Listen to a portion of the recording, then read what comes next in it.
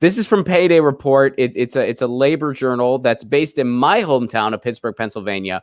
Over 500 strikes have occurred in the last 3 weeks as Black Lives Matter strikes surge on Juneteenth.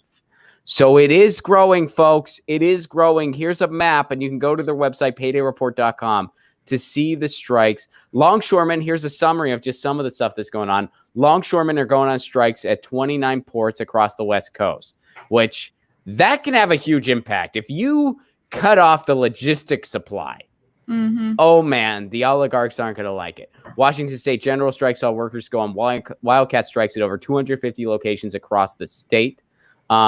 In Pittsburgh, getting back to my hometown, now we covered this on the show when it happened. New skills activist, the Post-Gazette, is likely to strike for the first time in 1994. Now, what happened there is the Pittsburgh Post-Gazette, which is the newspaper note in Pittsburgh, they were censoring police brutality coverage because the police union was asking them to.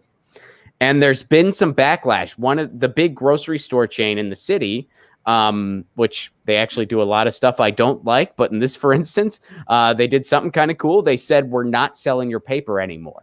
They're refusing to sell the newspaper. Nice. And now apparently there's going to be a strike that results over it. And we've had more than 540 strikes in the last 2.5 weeks. Folks, I'm here to tell you it's freaking time. And I will do my part as a communication vehicle. I will do my part as a I know that the strike doesn't apply to me.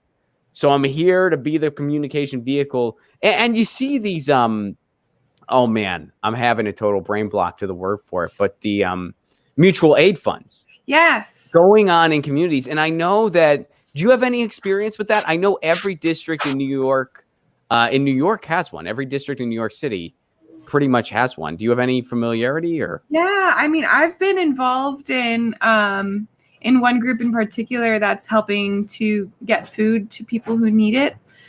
So yeah, they're all over the city. There's grocery funds, there's rent funds. There's just, it's a beautiful thing to see people coming together and making sure that their neighbors have what they need because the government isn't there.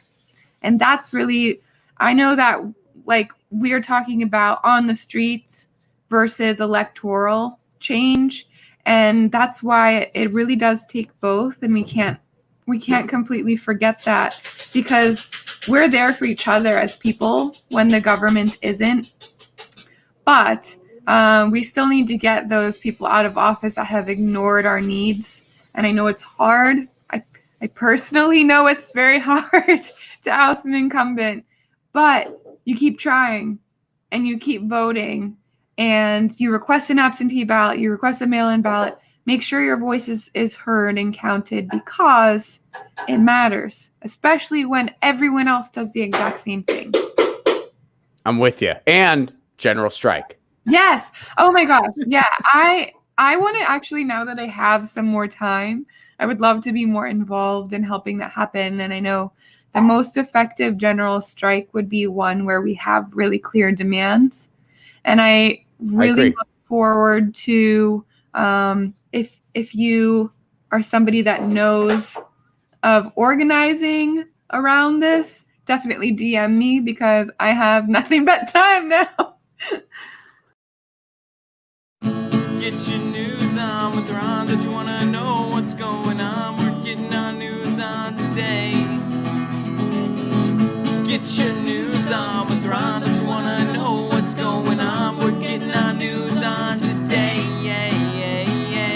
You can tweet me an article at Ron Placone. We'll go through it together and make it our own. Get your news on with Ron. Don't you want to